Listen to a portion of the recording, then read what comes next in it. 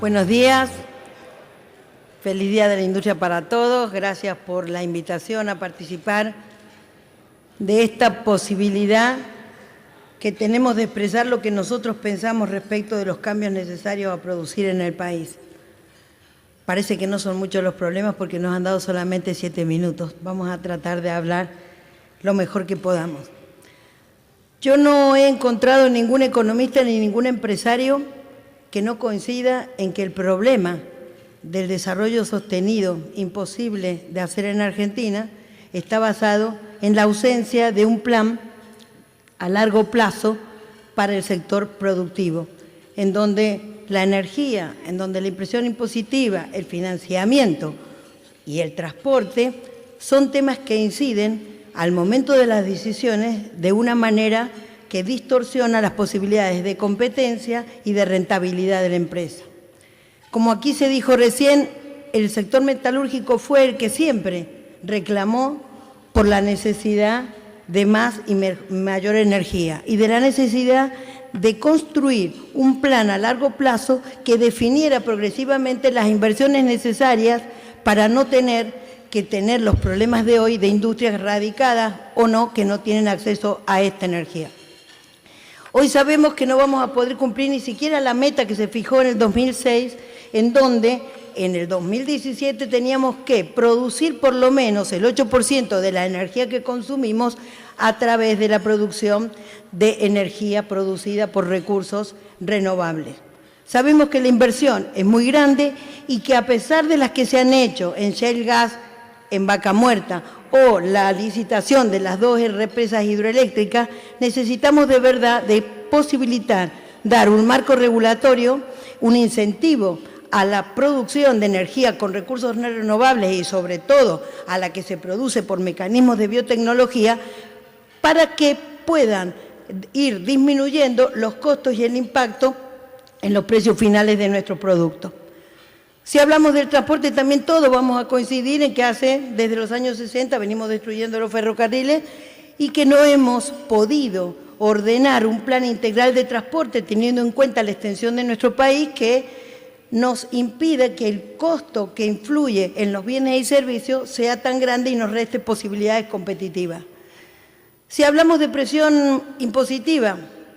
acá creo que, como decían ayer en un congreso, hay que parar la pelota. ¿Y por qué digo esto? Nosotros,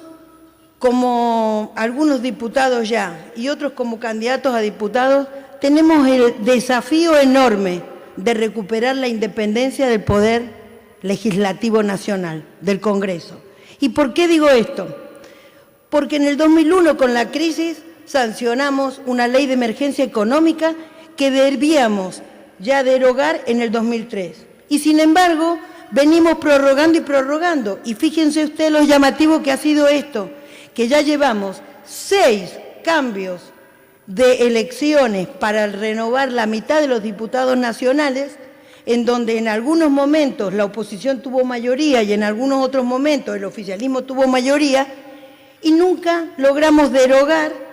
la función y derogar la ley para recuperar el Congreso, la herramienta fundamental de transformación del Estado.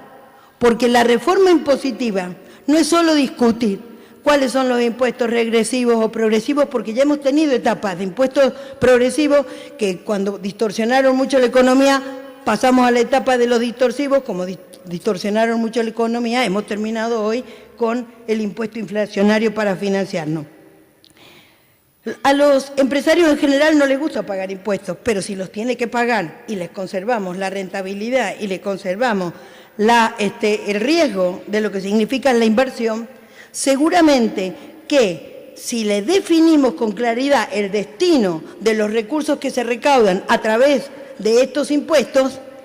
lo pagarán no muy contentos, pero van a esperar que la función de ese dinero le vuelva al sector en parte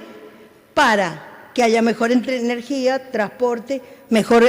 menos presión tributaria. Y por otro lado, posibilitaría que con el excedente de estos recursos, el Estado, que cada vez debiera gastar menos, pudiera producir la equidad social necesaria, por lo que aquí se dijo que sin justicia social un sector marginado y no incluido va a tratar de destruir al que tiene por un tema simplemente de que todo el mundo quiere prosperidad. Esa prosperidad que significa simplemente tener lo que cada uno necesita para vivir, no solo en lo material, sino también lo espiritual. Y si no aprovechamos que en diciembre se vence la última prórroga que se le dio a esta ley de emergencia económica, que delegó en el Poder Ejecutivo la función del Congreso, podremos acá hablar de muchísimas cosas y de muchísimas leyes que fueran las herramientas que necesitaríamos para producir estos planes que incluyan, que nos integren. El Congreso debe ser el lugar en donde se promueve el diálogo, porque están todos los sectores y los diputados deben ser las correas de transmisión que unan a todos los sectores para que ese diálogo sea fructífero. ¿Por qué es tan importante, por ejemplo, no esperar qué hace el Estado, sino pasar y dar un salto de calidad? Somos campeones en el tema de hacer los diagnósticos, pero nos falta la eficiencia necesaria sectorial e individual de ser capaces de pasar del diagnóstico a un plan concreto. Estamos esperando siempre que lo haga el gobierno. ¿Por qué? Y porque si lo hace mal, nosotros no tenemos compromisos reales y es mucho más fácil decir esto no me gusta y esto es lo que va a venir como consecuencia del no me gusta. Creo que el salto de calidad que hay que dar para poder realmente que el diálogo como elemento de construcción de este porvenir con prosperidad sea cierto es que no volvamos a prorrogar la ley de emergencia económica. Si vamos a ganancia, que nos pidieron un párrafo en la postura, yo creo que ganancia, el salario no es ganancia. Y por lo tanto me parece positivo por un lado porque va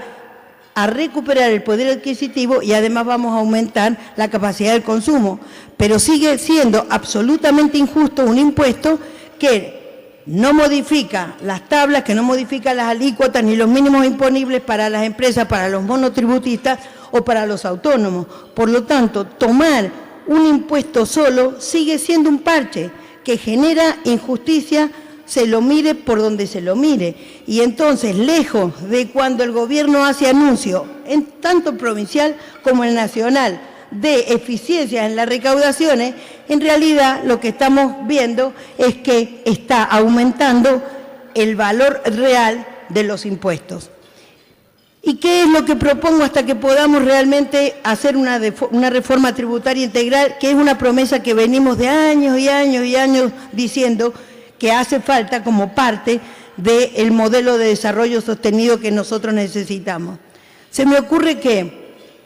hay que tener un lugar en donde se promueva el diálogo, que el diputado debe tener una oficina legislativa en este lugar donde residimos, para que los distintos sectores puedan promover el diálogo y seamos las correas de transmisiones para llevar esa reforma como ley o para derogar una ley o para crear algunas nuevas que realmente nos beneficien. Y hasta que todas estas cosas sucedan, creo que debemos ser también acompañantes en la gestión de los distintos sectores, el conseguir audiencias, el acompañar las audiencias, en tramitar expedientes, en tramitar recursos a los sectores productivos y a los sectores individuales, sociales, ONG. Creo que ser esta correa de transmisión va a generar nichos de diálogo que vamos a poder efectivizar después en leyes concretas. Y en este tema de la presión tributaria sobre el sector empresario, les quiero tirar una propuesta que habrá que analizarla, debatirla para transformarla en un proyecto de ley. Se me ocurre que si una de las mayores angustias, que acá también se mencionaron, es la inestabilidad, la crisis económica, que la vive tanto el empresario como el trabajador, quiero proponerles que piensen una modificación a la ley de contrato de trabajo en el tema de indemnizaciones y generar un fondo que termine con la industria del juicio, por un lado, que le permita al empresario, con un aporte que lo hará él, manejar un fondo que vuelva al sector en crédito blando o para incorporar tecnologías de punta o para incorporar valor agregado a la cadena productiva o mano de obra intensiva. Y que por el otro lado, al trabajador, si nosotros planteamos que en vez de indemnización el empleador va a hacer una parte de un 8% del salario mensual, ese trabajador se va a liberar de la angustia que generan las crisis económicas y esa inestabilidad que tiene laboral, y va a permitir que tengamos una masa de dinero que podamos, con el respaldo del Estado y manejada por el sector industrial, dirigirla para financiar la actividad que tanto problema también tiene en su financiamiento. Me están diciendo que se me acabó el tiempo. Para estas cosas es preciso que nos comprometamos no solo como legisladores, sino los sectores empresariales entre sí. Para hacer ese puente de unión es que ustedes pueden contar conmigo y vuelvo a agradecerles la posibilidad de haberme escuchado.